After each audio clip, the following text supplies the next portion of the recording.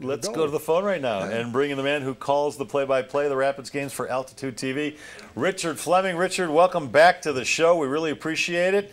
And, yeah, Woody just mentioned it. Kevin Doyle scored a goal. They won a game. Hallelujah, huh? Yeah.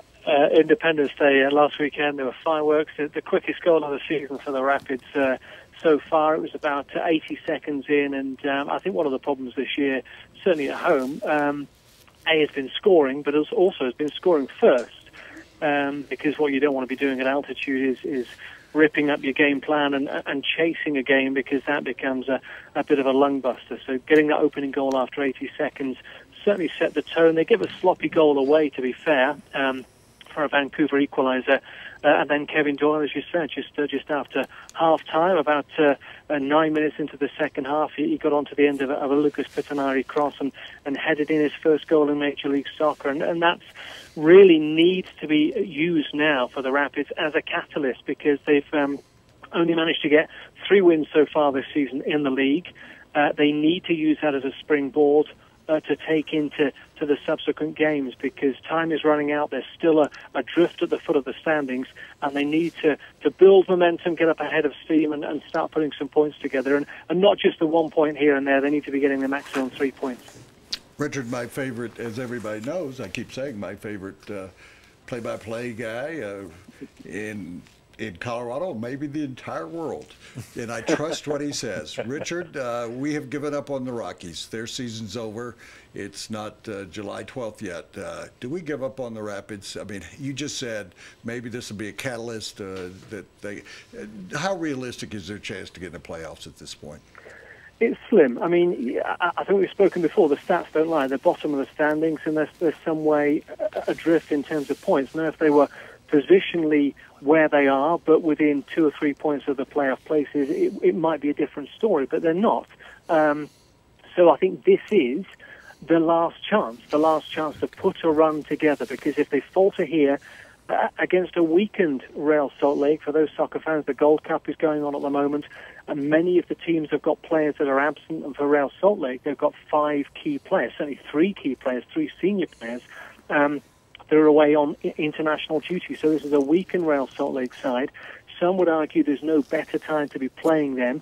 Then the Rapids go to Seattle next Saturday, a Seattle side without Clint Dempsey, without Marco Papa. A tough place to go, Seattle, but the Rapids, you would hope, would get a point out of that. If they don't take 4 points out of the next 2 games, there's then a break for the All-Star game.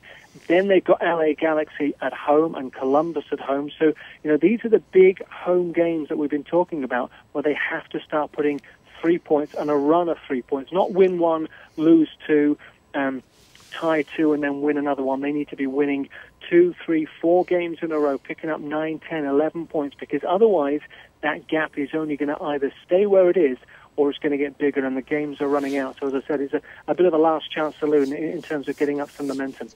Richard, I had my pencil and paper, but I wasn't able to take all of that down. Could you go through it one more time?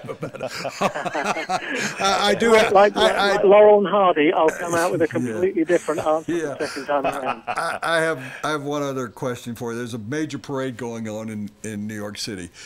We talked yesterday about with another guest about horse racing and the effect that American Pharoah had on horse racing.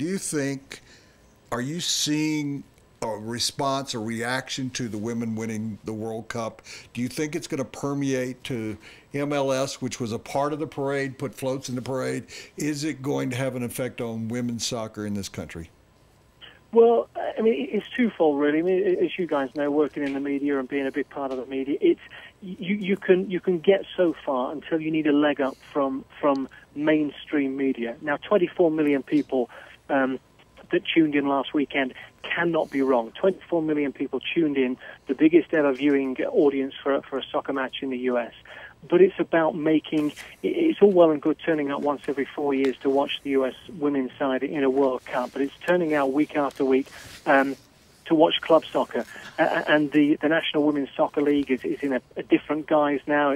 They've tried numerous ways to launch a domestic league in this country, but that needs to use this World Cup win as a pedestal.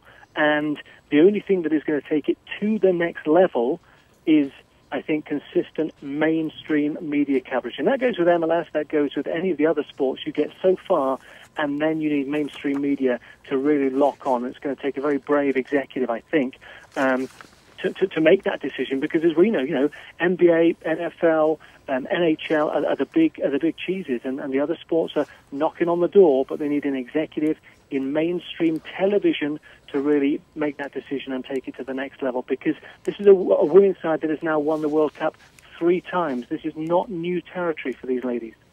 Richard, really appreciate your time. Love listening to you, watching you on Altitude TV, and we'll talk to you real soon, all right?